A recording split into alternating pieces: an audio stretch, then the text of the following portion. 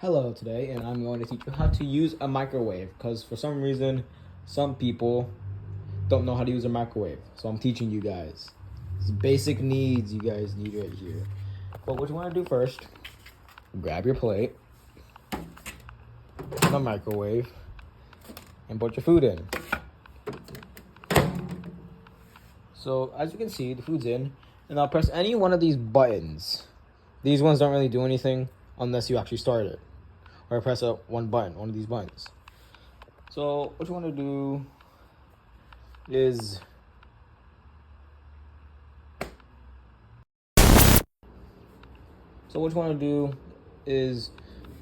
press whatever time you want. For example, I'm doing 1 minute, and we'll just keep it going.